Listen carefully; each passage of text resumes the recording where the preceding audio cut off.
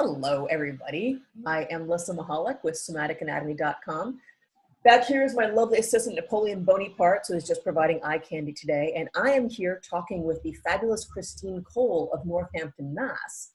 She is director of the Somatic Body Training School. And they actually have a new training starting April 2018. So if you are into a 500-hour course that will certify you as a registered somatic movement therapist or educator, you should definitely be talking to Christine. She also does embryology work, and we'll have a class starting in November, and that should be super cool. Today, we are actually going to be talking about internal organs. I've been getting a lot of questions about internal organs, like what's the point? Like, how can I get in touch with them? It seems really cool, but how do I get my random client interested in internal organs? So I'm going to ask Christine. So, hey, Sugar, how you doing? Hi, Lissa. Hi. It's really great. It's really great to be here. I always have fun with you guys. So I'm super glad to have you here. So could you tell us, Christine, why on earth we want to contact our internal organs? Well, softball question there. So first of all, it's unusual for me to not have you in body in front of me. Hear that. Because a lot of our resonance comes from our contents, our organs. So a lot of the resonance and the resonance of my touch would really, really connect with your organs. So without that, let me show you an empty water bottle with nothing in it, no water. Gotcha. And see how I can just like crumple it?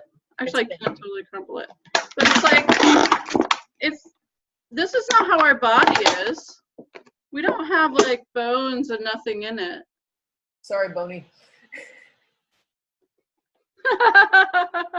So if this was full of water, I couldn't crumple it like this.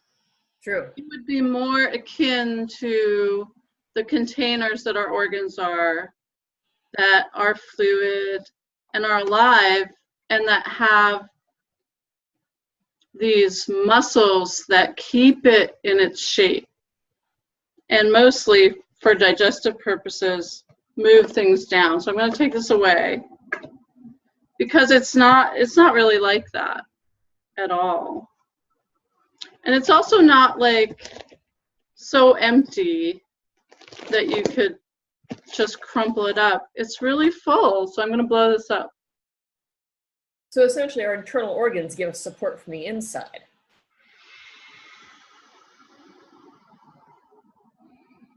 And they have. I'm seeing that thing. Yeah, sometimes we think that like our skeleton holds us up. Mm-hmm. That's what we learn in the books. Well, thank God we have like tensegrity. We have like the ligaments that we're not just propped up like these guys. These guys can't even stand on their own, right? Yep. Hence the metal bits. They have to hang, or they have to. Mine hangs. What does yours do? Yeah, he's got a stand in his pelvis. A stand, so they have to be stood up. But first you have all the ligaments connecting it, so it's actually connected, so it stays cohesive while you're moving. Mm-hmm. And then if we put something inside and under the rib cage, which this won't fit in very well, actually. We put something underneath it. Nice. And we have substance. We have fullness. So anything we don't have is ridiculous. All our organs are there, and they have a lot of substance, and they have their own function in the body. So it really gives us more of a sense of like three-dimensionality. Mm-hmm. And rolling, because they in all directions. So if you see a baby being held like this, they don't really care. They're like feeling, they're feeling this, they're feeling the organs. I'm thinking about aerialists right now. Ooh. My friends who are airless, hanging around upside down. And again, with feeling the organs from the inside, having that internal support somewhere that isn't the ground. Yes. Yeah. Absolutely. And you all know, I'm sure the people watching, hi, like you have clients or friends or family where like people sit like this, right? And I'll show you from the side. So if someone sits like this, you could look at like the thoracospine or all that, but you could also see if they're actually really filling up their lungs. That's a good point. Their lungs, and it gets to a point where it's so differentiated that someone could be standing like this, you know? And this would be probably my stomach. So if I'm like kinked, I'm like maybe my stomach, which could very well be, my stomach isn't toned enough, isn't giving me enough support. It's slipping aside. Or again, that person might just have their left lung. It might be like this. And so then we would tone your stomach. That's a really cool. My stomach? Yeah. It's like, so like, you know, my stomach, it just needs more toning. Like I can't go in there and like make it lift tiny weights. How would I tone my stomach? Yeah. Yeah. Hugs are great. So have you ever like felt really good after a good hug? Like you really hug someone, you embrace, you hold each other and you let go and you just feel a little bit more buoyant and happy. Well, next time you get hugged, think about, so you could hug someone with your hands, both, it's really three-dimensional. Or your body on a ball, which I happen to be on. And you could I'll meet my stomach because my stomach's a little slipping. I'll meet it to a ball. Instead of thinking the hard surface of my ribs, which is also good, I'm going to look for my stomach under there. So it's knowing where it is and rotating over it, breathing in there, and just playing. So I'd be imagining my stomach making contact with the ball and being supported by it. Yes. That's cool. Because once, if I'm withholding, if I'm like this. Uh-huh. Oh, yeah. I can see that through your whole body. Yeah. So what's the problem with my body? Right. It's like something's not right here. No. So like, you know, this is, we accept this as normal, but if I can like, really allow, like you said, the weight to touch the ball, connect to gravity, and then engage. Yeah, then I can see your whole body is relaxing once that happens. Yeah, and if I take it out. Yeah. It gets awkward. This is like very clear. My stomach really needs this, actually. You can see the before and after.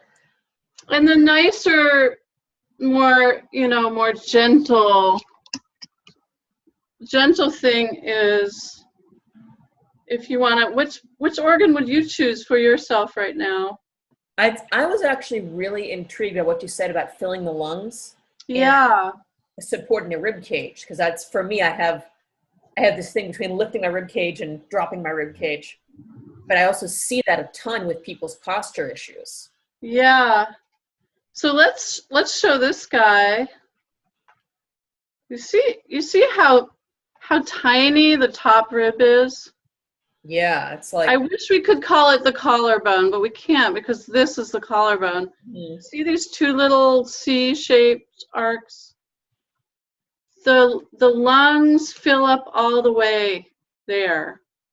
So it's actually much higher than we think. Our lungs go up to here. And they go all the way down to the last rib, except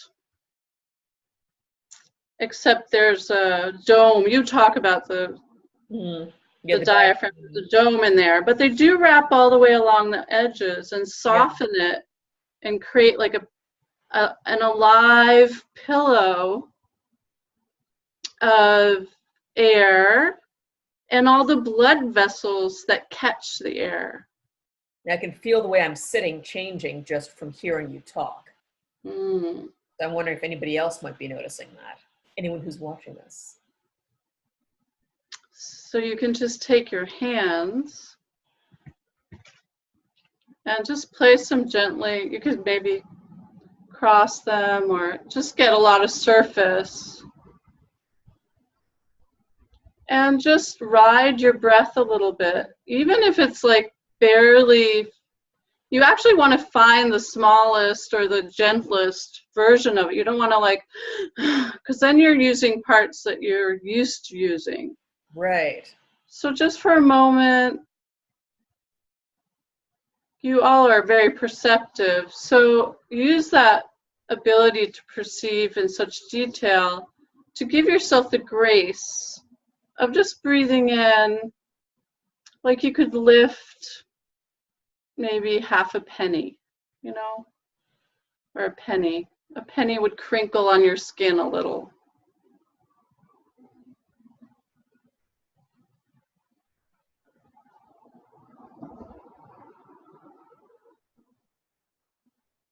Yeah, I can see how you kind of need to be quiet and sit with it for a bit.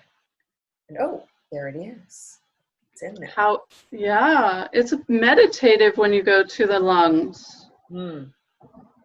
It changes, so each organ has its own like character.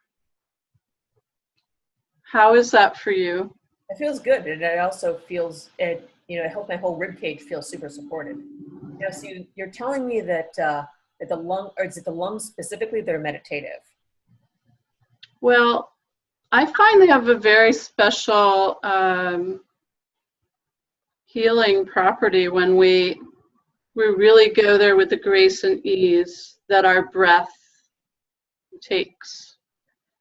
Because we've been doing a lot of breathing work in our Facebook group and lists and Instagram things, and so many people are talking about how important their breath practice is.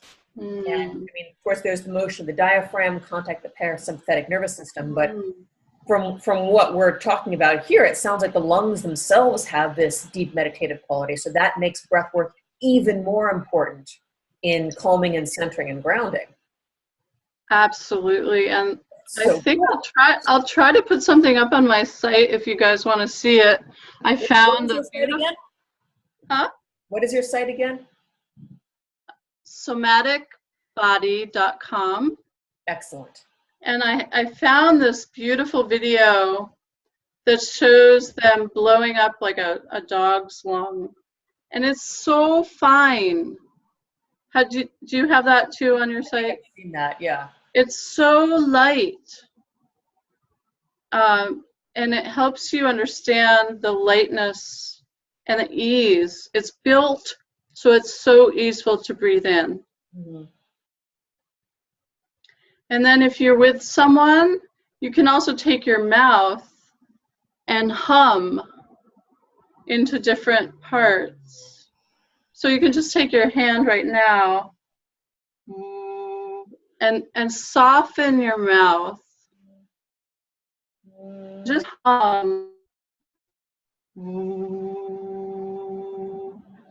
And you're humming into an airspace, and you're humming into the ocean of the body. And I can kind of feel that resonance right down my spine. In fact, my voice sounds different. This is good for all the singers out there. Well, humming is pretty damn basic. And it's almost like you don't want to be that loud because you just want to get the vibrational aspect of it and feel comfortable. So you don't want to be operatic. You don't want to be, oh! Actually, who knows? That might be fun. Play with it. But you can have someone, you can also use a little bit of a toilet roll if you don't want to touch their body. And just get like under the arm. We forget that like our lungs fill up under our arms. A lot of shoulder problems Oh yeah. are because we don't have, again, we're like this, and then we work on the shoulders, but we don't really have There's no base. this in the position for the arm to fall easily. And that does a lot with shoulder positioning, as well as positioning the upper back and upper neck, et cetera, et cetera. That's like And we're back to the organs. They set our position, our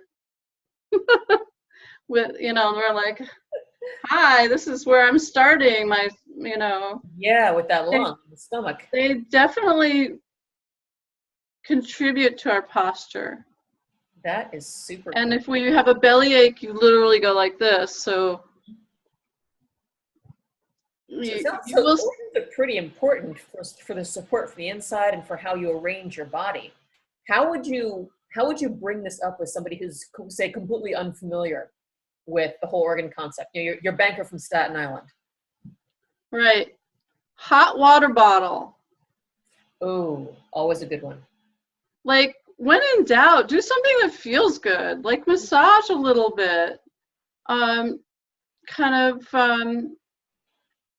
Really a nice pat on the back if someone has, like, I try to go back to simple things. We get so cool with our stuff, but patting someone on their back for a while, like a baby, you're just kind of like, you just pat them with the knowledge that there's organs under there. You're not trying to analyze them. You're trying to give resonance. And a baby will kind of go, oh, and so will grown-ups. And that's something you can do to yourself too, yeah? Just Yeah. find my lungs, find my stomach, pat my stomach. Yeah. Find my large intestine. Find my ovaries. Find my intestines from the back wall of this. Mm-hmm. We think of organs in front, but actually they fill up the pelvis. Mm-hmm. So you want to be able to come from behind too. Wow, this guy's doing like all kinds of things. This is a very flexible spine, this guy. I know. What are you doing? Yes. But the sacrum, do you know why the sacrum is so smooth? It's a lot of internal organs right in front of it. Yeah, so that's where we finally poop out. That's where that leads to the anus. So that's like the final chute. So I think I want to mention there that like all of the organs have like these elastic membranes that are surrounding them. Yes, the sacs of organ. Yeah, there's sacs of organs, but you want these sacs to stay pliable, and you want them to be slippery. Yes. So you want the organs to be able to jiggle and move and be able to move, and that's when we get pain. When these membranes get held, they're tight, they get a little toxic with they're just not getting enough mobility to clear and free themselves. So we're also a lot of massaging within and between the organs is really good to up the mobility between, like, you want organs to be able to go like this against each other. Yes. You don't want them all having to move together like, hey, I'm Christine. So the organ joints, yeah. Yeah. If your lungs can't move over your stomach, then you're not going to be able to bend very well. I remember hearing a great image, I think it was from Eric Franklin, that it's like, imagine soapy water running down between your heart and your lungs, between your lungs and your intestines and your stomach and your liver. And so there's this like extra added liquid slipperiness going in between all the organs. Yeah. And like, and you start hearing that, you're like, I kind of want to wiggle. When I feel the slipperiness between my organs. which is kind of brilliant. Yeah, which actually, because you do so much with the psoas, I feel like every year or so I look for another way through the diaphragm. I'm like, how do things get through the diaphragm? Like, So many things. So interesting. But even freeing that up, that there's a connection between the upper and the lower. Yeah. And we don't talk about these as organs, but our veins and arteries are huge going through the diaphragm. Exactly. There's some big honking hoses. They're hunks. I agree. And they're right in front of our spine. So if you have these pulsing hunks that I want to call organs right now. They're part of the heart. You have that. Imagine having this pulsing, alive, throbbing, which we do, artery and vein right in front of our spine. Yeah. So that's organ support.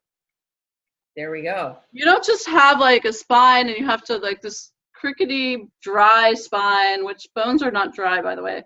But it gets, if you build up from the front of like the artery that goes into the body and you put that right in front of your spine, which protects it, then you have organ.